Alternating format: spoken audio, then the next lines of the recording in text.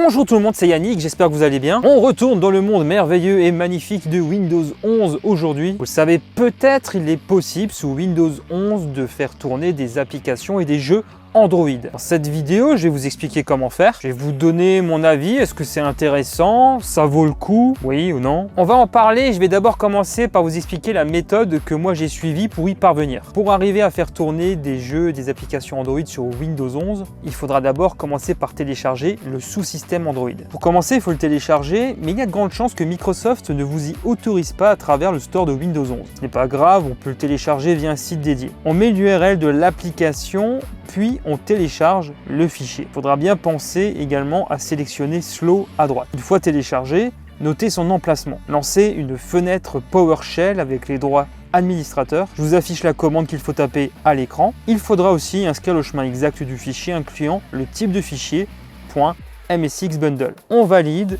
et le tour est joué. Nous avons désormais installé le sous-système Android parce que sans cela, il ne sera tout simplement pas possible de faire tourner les applications et les jeux. On a désormais accès à de nouveaux menus à partir de Windows 11. Avant cela, il faudra encore un peu travailler. On va se rendre dans le Windows Store pour télécharger WSA Tools, qui va surtout nous permettre de ne pas s'embêter avec des lignes de commande et avoir une interface graphique minimaliste pour gérer les APK. L'application avait dans un premier temps été retirée du store avant de refaire son apparition. Une fois téléchargé et installé WSA Tools, va installer les fichiers nécessaires pour faire tourner les applications Android, notamment ADB. Une fois que c'est fait, retenez bien l'endroit où vous l'avez installé. Tapez environnement dans la barre de recherche, cliquez sur modifier les variables d'environnement du système, puis sur PAF, présent dans variable système. Vous cliquez sur nouveau et mettez l'emplacement de votre répertoire qui contient les fichiers nécessaires dont ADB, que nous avions créé lors de l'installation de WSA Tools. On valide le tout, puis on se rend dans les paramètres du sous-système Android. Il suffit de le taper dans la barre de recherche. Dans le menu, il faudra activer le mode développeur et plus haut, dans ressources du sous-système, cocher continue. Voilà, on a maintenant enfin fini d'installer, de paramétrer tout ce bordel. Et donc là maintenant, pour installer des APK, il faut peut-être d'abord commencer par les télécharger, je pense. Go Google Play Store. On recherche les applications qui nous intéressent, on copie l'URL et pour la télécharger, on va aller sur APK Downloader. Comme son nom l'indique, c'est pour télécharger les APK.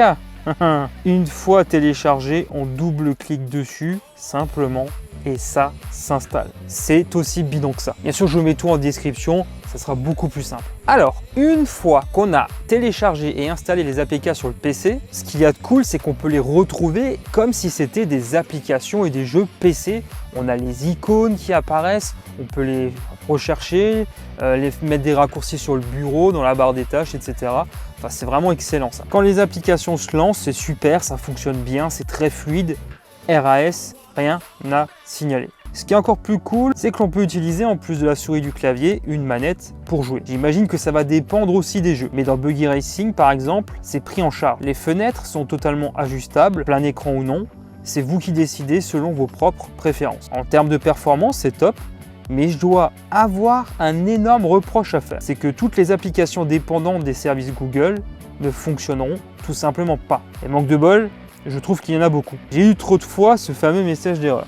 Ouais, après, il fallait bien qu'il y ait une couille quelque part, non? Pour ma part, je n'ai rien à ajouter de plus. Moi, par contre, à titre personnel, je ne vais pas forcément en avoir trop d'utilité. Voilà, moi, je n'ai pas forcément besoin d'utiliser des applications Android sous Windows. Moi, je tenais juste à vous partager en fait cette expérience, vous dire comment ça fonctionne et quelles sont les limitations justement. Si vous patientez un petit peu, l'Amazon App Store va aussi débarquer très prochainement sur Windows 11 et ça sera beaucoup plus facile d'installer les applications de cette manière. Alors, ce qui est vrai, il n'y aura pas autant d'applications que sur le Google Play Store, ça c'est clair, mais au moins celles que l'on pourra télécharger fonctionneront de manière optimale sur PC. Là, il me semble que l'on peut déjà le tester à travers du programme Insider sur Windows 11. Dites-moi en commentaire ce que vous en avez pensé, est-ce que vous allez installer des applications Android sur Windows 11 et ce que ça pourrait vous apporter de plus. Je suis assez curieux de le savoir en fait. Voilà, on arrive à présent à la fin de cette vidéo. Comme d'habitude, si elle vous a plu, 1 million de merci de me soutenir en lâchant un gros pouce en l'air et en vous abonnant à ma chaîne si ce n'est pas encore fait. Pour ma part, je vous dis à très bientôt pour de nouvelles vidéos. D'ici là, prenez soin de vous, portez-vous bien. Ciao tout le monde.